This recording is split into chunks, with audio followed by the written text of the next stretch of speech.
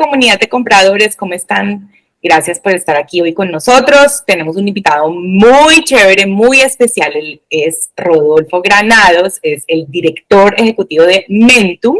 Ya les vamos a contar qué es eso y nada, bienvenidísimo Rodolfo a nuestro canal. La idea es que aquí compartas toda tu experiencia, tu larga trayectoria y pues que nos cuentes lo que estás haciendo actualmente, que estoy segura que le va a interesar muchísimo a muchos compradores que están pensando, bueno, y después de todo esto, ¿qué sigue para los compradores? Y creo que tú eres un súper ejemplo. Entonces, pues nada, bienvenidísimo. Hola Vivi, ¿cómo estás? Muchas gracias por tu invitación y muchas gracias a Hormiga Talks por invitarme a participar junto con su público de esta charla. Qué chévere. Yo sé que tienes muchísimas cosas que compartirnos, así que primero contémosle al público toda tu trayectoria. Ha sido larguísima, pasando por varios sectores, recogiendo todo el conocimiento en las áreas de compras. Pues cuéntanos un poquito de eso. Gracias, Vivi. No, pues yo siempre he dicho que para poder modificar algo hay que vivirlo y eso ha sido parte de mi trayectoria a lo largo de estos años, ¿no? Imagínate que yo empecé mi carrera hace 22 años en el costo, incluso antes de haber terminado la universidad comencé como category manager de frutas y verduras y luego por cosas del azar tuve la oportunidad de irme a vivir a Francia, donde pues yo digo que hay casualidades o diosidencias que se dan en la vida y en mi caso pues llegué a vivir, iba a ir a estudiar a la Universidad de Aix-en-Provence en el sur de Francia y llegué a vivir a una casa de familia donde el señor de la familia era jubilado del Grupo Casino, que luego con los años fueron los dueños de Éxito y justo era el category manager de frutas y verduras del Grupo Casino antes de jubilarse. Te imaginarás pues cómo fue esa vida con ellos, con su familia, empezar a recordar pues para él toda su historia como comprador de frutas y verduras y contarme y enseñarme a mí que había pasado por una experiencia corta en el costo en esa categoría, pues un poco de su aprendizaje, ¿no? Para mí eso marcó mi vida. Recuerdo haber visitado muchos agricultores en el sur de Francia junto con él,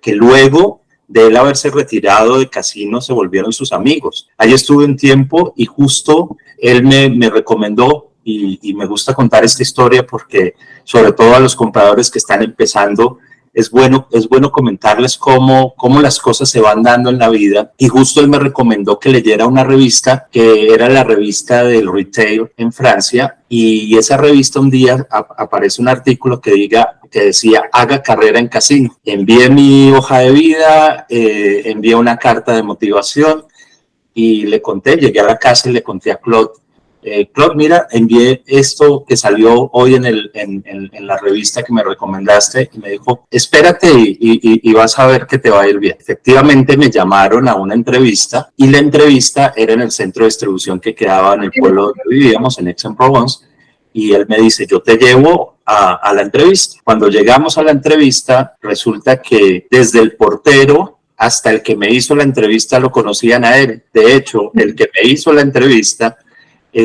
había sido la persona que lo había reemplazado a él. Conocí allí una persona que se volvió el director del Grupo Casino para Venezuela. En ese entonces Casino estaba comprando una operación en Venezuela y me dice, Rodolfo, quiero que te vengas conmigo y quiero que manejes las frutas y verduras de Venezuela, ¿no? Y así fue como en una carrera internacional terminé yéndome a Venezuela, donde viví 6 años espectaculares con un grupo de trabajo muy dedicado a transformar el negocio del retail en Venezuela y pues logramos hacer grandes cosas. Una de esas pues fue un premio que logramos obtener de Harvard, del SEC de Harvard, como uno de los principales proyectos de comercio justo en Latinoamérica, donde logramos desarrollar cooperativas de productores para eliminar la intermediación y lograr que estos productores en cooperativas sembraran hortalizas y frutas para vender en las cadenas de supermercados que teníamos más de 80 supermercados. Y pues ese modelo Casino lo difundió como uno de sus modelos de comercio justo. Eran los principios de la sustentabilidad y del comercio justo. Estamos hablando Nadie estaba hablando de eso en ese momento. Nadie estaba hablando de eso. Estábamos hablando del año 2003.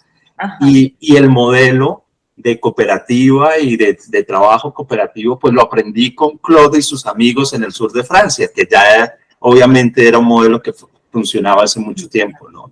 Entonces, junto con el equipo de trabajo, porque uno nunca hace las cosas solo, junto con el equipo de trabajo logramos desarrollar ese modelo en frutas y verduras, luego lo llevamos a otras categorías y así, después de 6 años manejando frutas y verduras, luego cárnicos, pescadería, manejé todo perecederos para la cadena en Venezuela, pues llegó el momento de que ya la situación era un poco difícil para nuestro negocio allá. Se preveía un poco alguna estatización del negocio y efectivamente allí empezamos los que habíamos llegado como expatriados a salir de Venezuela y pues muchos de mis compañeros pasaron a trabajar a otras compañías y en una de esas un compañero que había pasado a trabajar al grupo Macro me dijo, mira, hay una oportunidad en Macro para que vuelvas a Colombia y así pues salí de Casino y de Venezuela y me fui para Colombia o volví para Colombia a trabajar como director de perecederos un par de años allí, ¿no? Claro, y te trajiste todo el modelo aprendido para implementarlo acá. Exactamente, todo ese aprendizaje fue base de lo que vino después en mi carrera, logrando pues traer ese aprendizaje. Y ese modelo, espérame, y paramos porque me parece súper interesante. Ese modelo que implementaron en frutas y verduras funcionó perfecto para las otras categorías. Exacto, exacto. De hecho, hay otra historia bien interesante que justo estábamos buscando cómo llevar ese modelo a otras categorías y en ese entonces abro la convocatoria para contratar un comprador de pescadería. Y bueno, en las entrevistas me llega una persona que me dice, mira, yo soy cubano, yo llegué a este país hace 5 meses, no conozco, pero soy un ingeniero de alimentos, pues he trabajado en mi país mucho en este tema y trabajé en pescadería, trabajé en otras categorías, dame la oportunidad que yo puedo hacer un trabajo interesante para ustedes acá. Son esas historias de esas personas que te hacen un clic y que tú dices, hay algo, hay brillo en sus ojos y sobre todo cuando tú compras, encontrar compradores que tengan ese brillo en los ojos es interesante, ¿no? Entonces le dije, ¿sabes qué? Vamos a hacer una cosa. Vas a hacer un estudio de la pescadería en Venezuela, de cuáles son las zonas de producción y cómo transformarías esa cadena de abastecimiento. Te voy a dar un mes, no voy a entrevistar a nadie más. Te doy un mes y en un mes nos vemos acá. Luego de un mes llegó, hizo la presentación y pues se convirtió en el category manager de pescadería de la compañía. Y ¿Qué entrevista tan particular? Una entrevista bastante interesante. Sí, fue súper interesante. Y bueno, logramos implementar el modelo y el modelo trataba de desarrollar asociatividad en zonas pesqueras para traer productos hacia nuestro supermercado a través de asociatividad en zonas pesqueras. El hombre de mar es un hombre totalmente diferente del hombre de la tierra. O sea, nosotros el desarrollo que hicimos en frutas y verduras lo hicimos en el centro del país, en la zona andina venezolana, que tiene pues unas características muy parecidas a las de Colombia, y el hombre de mar es otra cosa, un hombre libre, un hombre totalmente acostumbrado incluso a la soledad, y sin embargo logramos que trabajaran en conjunto porque era muy difícil llevar el fruto de la pesca con intermediarios, llega fácil, pero sin intermediarios llevarlo a una cadena de supermercados era muy complejo, pero lo logramos y logramos que en algunas partes de las zonas pesqueras de Venezuela se generara esa asociatividad, se pusieran de acuerdo para poder trasladar el producto hacia nuestros centros de distribución Y bueno, finalmente sí funciona en otras categorías y pues lo vamos a ver en mis otras experiencias cómo funcionó también en otras categorías, ¿no? O sea, cómo se puede describir el núcleo de la estrategia para poderla implementar en cualquier categoría, porque debe haber un factor en común que pueda ser aplicado a todos. Obviamente, como tú dices, el hombre de pesca pues es diferente al de tierra. Entonces, pero debe haber un factor en común que haga que funcione. ¿Cuál es ese factor? Sí, no, de hecho, justo lo que comenté al inicio de la entrevista es el factor para mí que ha sido el hilo conductor de esos desarrollos en mi carrera y es, para cambiar algo hay que conocerlo desde el fondo, ¿no? Y eso fue lo que hicimos en las frutas y verduras, eso fue lo que hicimos en la pescadería, eso fue lo que hicimos luego en otras categorías y fue meternos al corazón de lo que estaba pasando en la comunidad. Por ejemplo, cuando creamos la cooperativa de Timotes, se llama el pueblo, donde empezó este proceso de frutas y verduras en Venezuela, mi equipo y yo nos fuimos a vivir allí. Estuvimos metidos allí junto con los intermediarios, junto con los agricultores, y luego de 4 meses metidos allí, incluso antes de habernos metido allí, hicimos un estudio como el que luego hicimos en pescadería, donde contratamos a alguien y le dijimos, mira, analízanos cómo es este mercado de frutas y verduras en Venezuela, cuáles son los actores, quiénes participan, etcétera.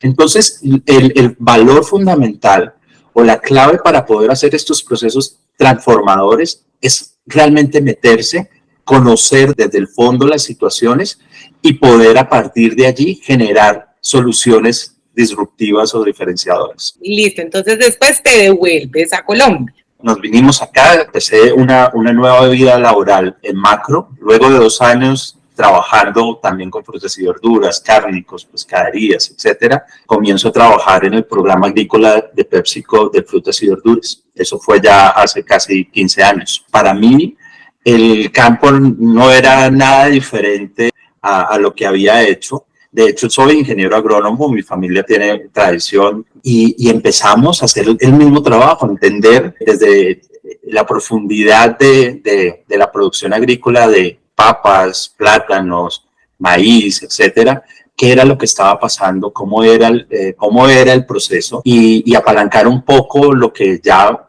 PepsiCo venía haciendo desde hace años. Y recuerdo muy bien que cuando empezamos el trabajo en plátano, nosotros teníamos intermediarios que compraban el plátano y nos lo vendían a nuestras plantas. Y yo le dije a mi equipo, ¿por qué no buscamos los productores? ¿Por qué no hacemos una cooperativa? Y recuerdo que mi equipo en ese momento me dijo, Rodolfo, eso es muy difícil, esto no es un supermercado, esto es la industria masiva, necesitamos alguien volúmenes. Nos dé volúmenes, que sepamos manejar, que estandaricemos. Y había un muchacho que siempre recuerdo, a Ariel Ávila, él dijo, no, déjenme, yo intento. Y él se fue a vivir a la zona platanera, a la zona Cabraleje, cafetero, y se empezó a meter en las cooperativas, en zonas donde sabíamos que nuestros intermediarios iban a comprar, pero nosotros nunca nos habíamos acercado.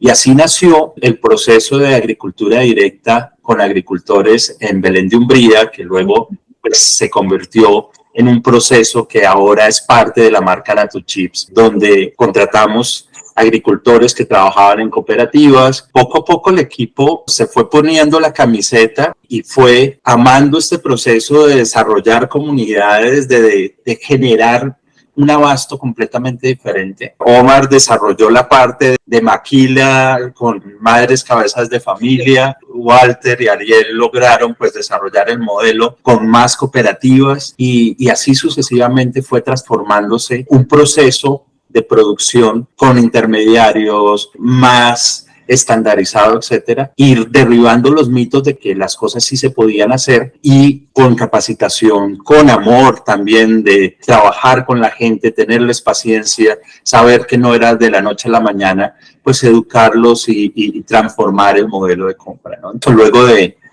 varios años trabajando en agro en los países andinos, pues tengo la oportunidad de manejar todas las compras, tanto compras directas, compras indirectas. Luego me muevo a el Market Supply Officer de los países andinos. Y ahí pues me empiezo a alejar un poquito del área agrícola y me meto más en el área industrial. Yo me acuerdo que en el tema de racks, creo que estaban desarrollando unos racks con material reciclado, ¿no? Yo me acuerdo que estábamos en ese proyecto, le pedíamos, me acuerdo, a los proveedores de ese momento cómo podemos implementar material reciclado para todos los racks. Entiendo que se siguió trabajando en eso y parte de los racks que se utilizan hoy tienen componente de material reciclado. En ese entonces no se hablaba tanto de estos temas, ni se hablaba tanto de sustentabilidad.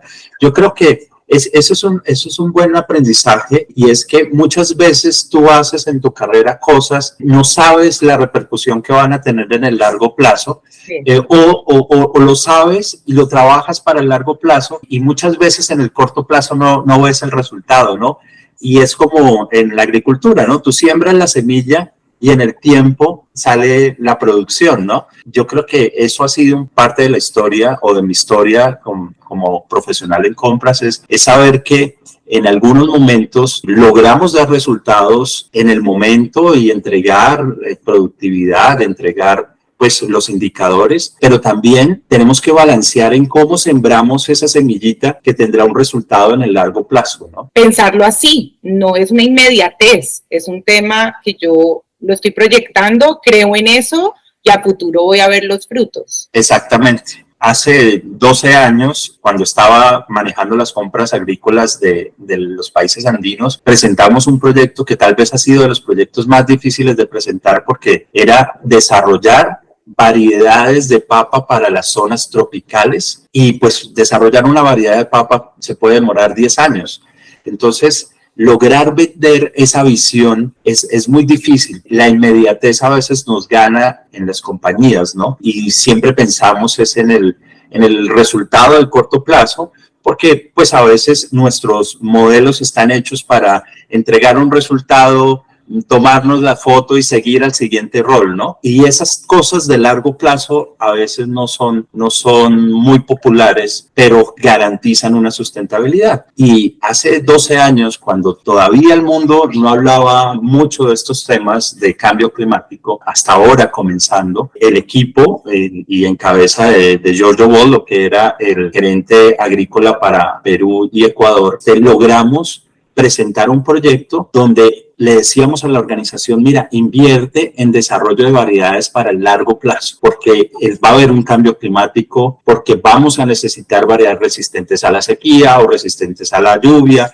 o resistentes a más plagas y enfermedades, etcétera, ¿no? Y así fue como finalmente, luego de presentar el proyecto, Indra Nooyi va a Perú, inaugura el Centro de Desarrollo de Variedades que se instaló allí, y se empezó un trabajo de desarrollo de variedades que pues en el largo plazo trae beneficios no solo a PepsiCo, sino también a las regiones tropicales del mundo que producen papa, ¿no? Que muchas veces esas semillitas se siembran y pues en el tiempo es que se ven los resultados, y siempre van a tener detractores y siempre van a tener gente que las apoye, pero yo creo que cuando se tiene visión de largo plazo, cuando se tiene claridad de hacia dónde va el mundo, las tendencias, cuáles van a ser las necesidades, y cuando se conoce realmente la base, por eso para transformar algo hay que conocerlo, se logra que las cosas avancen, ¿no? Yo creo que ahí es cuando uno dice cómo puede cambiar la visión hacia un comprador, ¿no? Porque yo siento que hay veces en las organizaciones pueden pensar, no, es que el comprador simplemente tiene que abastecerme, tiene que garantizarme que me tiene que entregar el volumen que yo necesito para producir o lo que sea para hacer mi campaña hacia consumidor, pero no se detiene a pensar todo lo que tiene que hacer detrás, todo lo que tiene que garantizar para que pueda responderle con esa necesidad, pero de una manera que también le agregue valor a la organización, no solamente a donde quiere llegar ese cliente interno, sino cómo esto le puede traer provecho de alguna manera a la organización. Entonces yo creo que vemos una evolución en la visión del comprador. Todo lo que me has contado hasta ahorita es eso, toda esa ramificación que hay detrás. qué gran trabajo. Total, Vivi. Y de hecho, antes de que se pusiera de moda dar valor y que los equipos de procurement, digamos, somos el área de valor de las organizaciones, pues 22 años de carrera mostrándolo, ¿no? Y exactamente es eso. Es decir, los compradores que han trabajado conmigo a lo largo de mi carrera podrán dar fe de esto. Y es que yo siempre les decía, recuerden, muchachos, que nosotros entregamos valor a la compañía de dos formas. Uno, obviamente, negociando a los mejores precios, con las mejores propuestas de valor compartido entre nuestros proveedores y nuestra organización. Y pues en el mejor momento y en el tiempo justo, pero también le entregamos valor a la compañía generándole un largo plazo y una reputación. Y pues eso era, ¿no? O sea, proyectos de responsabilidad social y comercio justo tuvieron ese doble impacto para la organización, ¿no? Tanto el proyecto de pequeños agricultores en el retail como el proyecto de los plataneros para Natochips lograron, primero, reducir el costo, porque quitamos el intermediario y logramos darle mayor valor al agricultor y tener una compra con un mejor costo competitivo para nuestras marcas y para nuestros productos en el mercado. Y por otro lado, lograron darle reputación a la organización que le permitió a su marca como organización, a la marca de compañía, decir, mira, estoy apoyando, estoy desarrollando un comercio justo, estoy desarrollando la sustentabilidad en el largo plazo, que al final, pues, en ambos casos redundó en un impacto en la acción de la compañía. Entonces, lo que tú dices es muy cierto. O sea, finalmente, nosotros como áreas de compras podemos darle mucho valor a la organización, desde el valor que generamos al reducir el costo o al optimizar el presupuesto de la mejor manera, hasta poder generar acciones que valoricen la acción y el nombre y la reputación de las compañías. Obviamente está absolutamente atado a la estrategia de la compañía. O sea, estás respondiendo a lo que la compañía se ha trazado como, yo quiero llegar acá, bueno, móntense todos al bus y por supuesto compras tiene un rol absolutamente clave en todo este proceso. Y ahí es donde te digo que creo que ha evolucionado muchísimo. Creo que todo lo que nos has contado de tus 20 y pico de años de experiencia ha sido bastante provechoso y los que vienen creciendo, pues creo que tienen mucho que aprender, ¿no? Y vamos en Colombia todavía,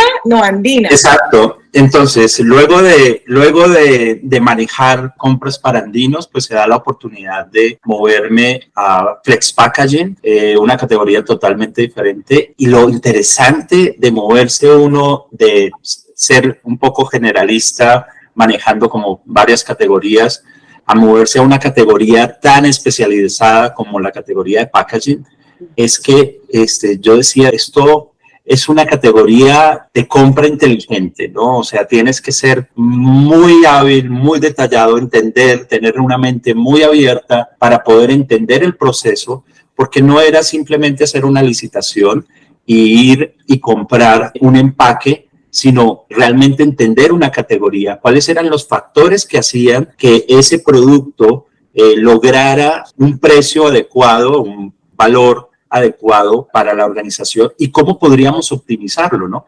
Y pues di con la fortuna de que... De no afectar el producto, ¿no? Sin afectar el producto, sin afectar la calidad. La calidad del producto. Exactamente. Entonces ahí di con la fortuna de tener muy buenos mentores en ese momento y a través de ellos lograr desarrollar un expertise en cómo poder aproximarnos a los industriales, en este caso los fabricantes de empaque, entender junto con ellos y con sus equipos el modelo del negocio, las bases de la producción y trabajar en conjunto para optimizarlas lo más posible, de tal forma que ganaran ellos y ganáramos nosotros. Y ahí empezó a entrar en mi vida este concepto de que sí es posible ampliar la torta cuando trabajamos en conjunto y negociamos en conjunto con los proveedores, ¿no?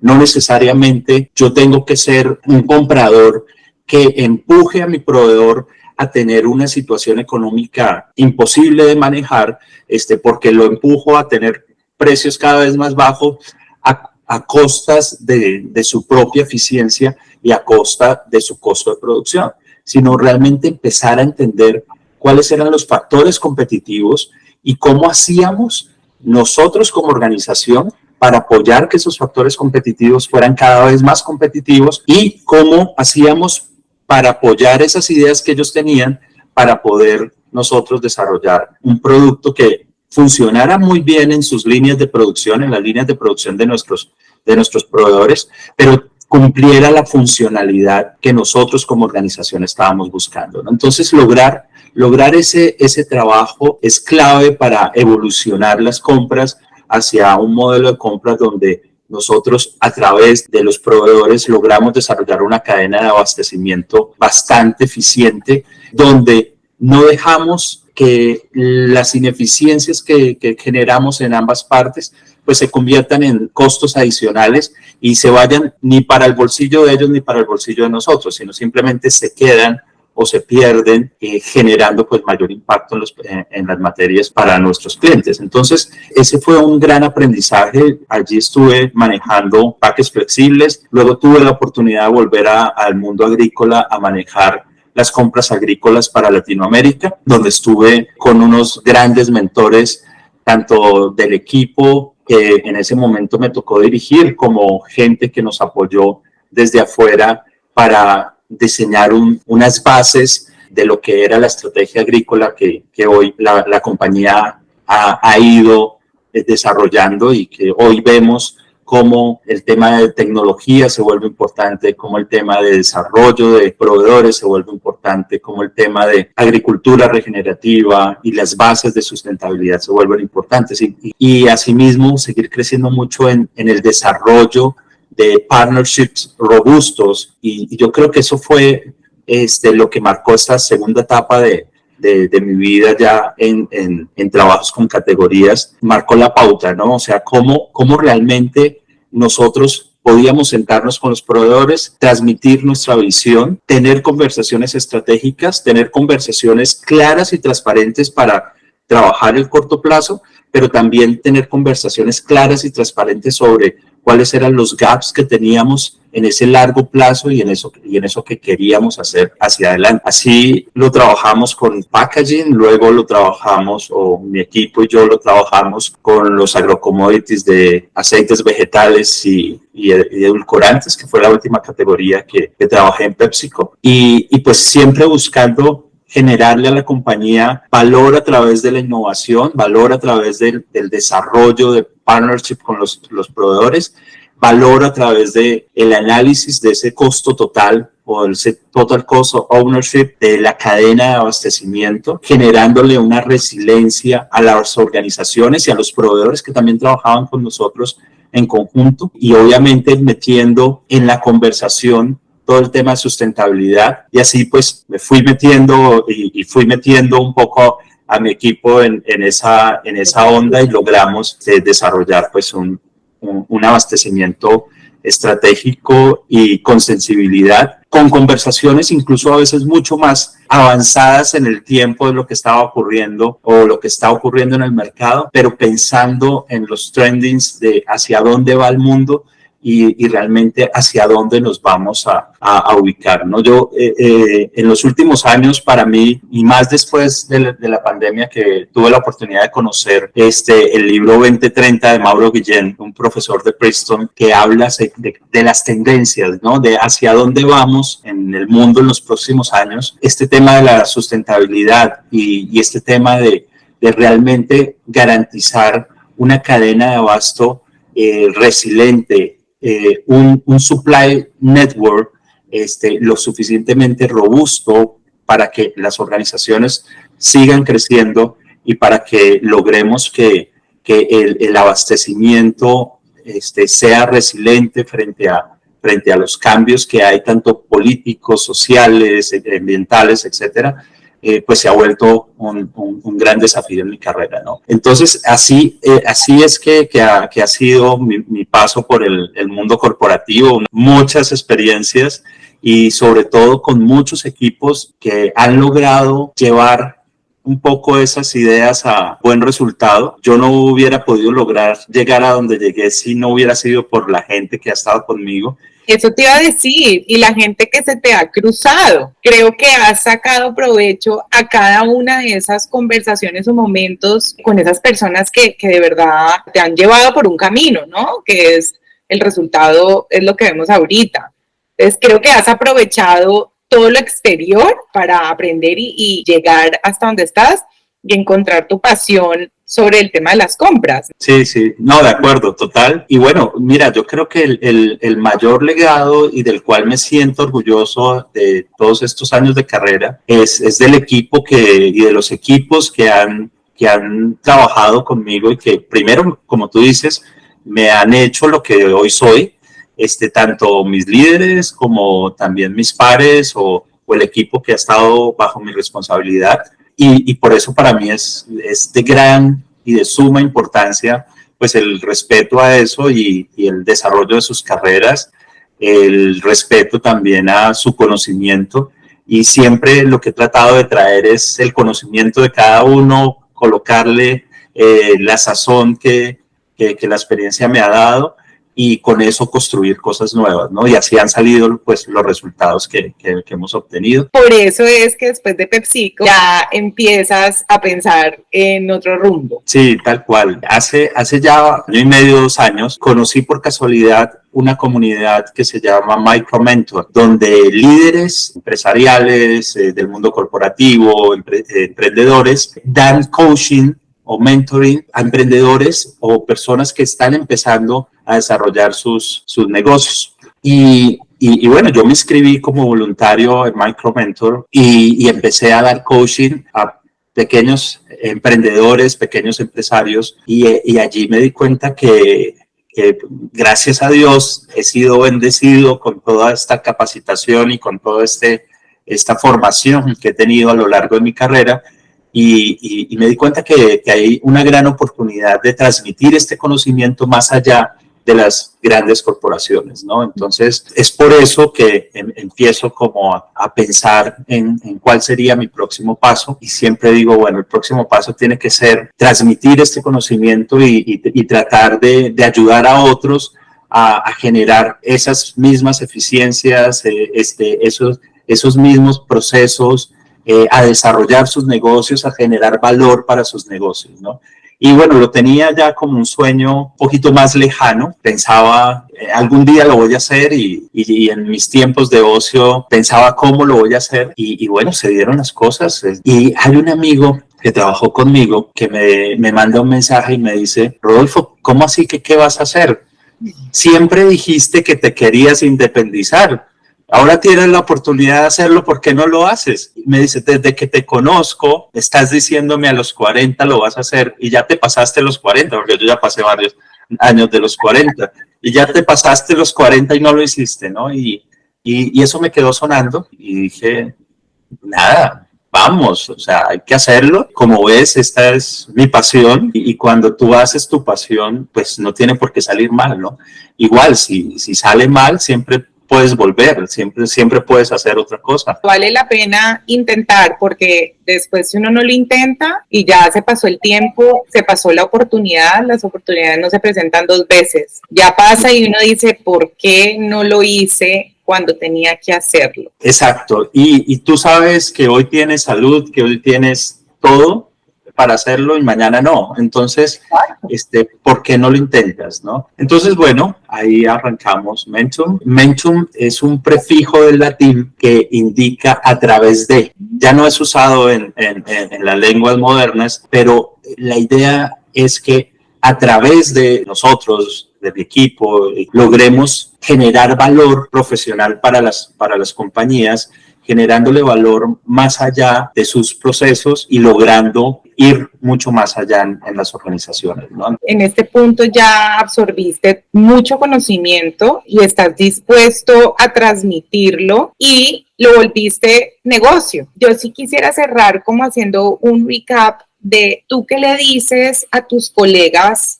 que están apenas o empezando o están en sus pinitos del área de compras o que llevan ya un tiempo y dicen, yo estoy como desubicado, no entiendo por dónde es que esto tiene que ir. Mira, Vivi, yo creo que lo primero que yo le recomendaría a los compradores y a la gente que ha estado en este mundo de compras es, primero tengamos claro hacia dónde queremos ir en nuestras vidas, independiente de a dónde quiero ir dentro de la organización donde estoy hoy, sino a dónde quiero ir en mi vida. ¿Dónde me veo yo en 10 años, en 15 años, en 5 años? Y yo siempre digo es, si tú miras hacia adelante, luego es más fácil de regresar. Entonces, mira hacia adelante, a dónde quisieras llegar, cuál es tu pasión, qué es lo que te mueve al interior. Tienes la oportunidad de estar en un área de compras donde tocas a toda la organización, donde hoy en día es más importante que nunca para las organizaciones lograr desarrollar esa área de compras que articule una organización. Más del 60% del presupuesto de las organizaciones se mueve en las áreas de compras. Es decir, somos los que le damos vida a las organizaciones. Entonces, aprovecha ese momento, aprovecha aprender todo lo que necesites aprender o todo lo que quieras aprender para llegar a tu meta.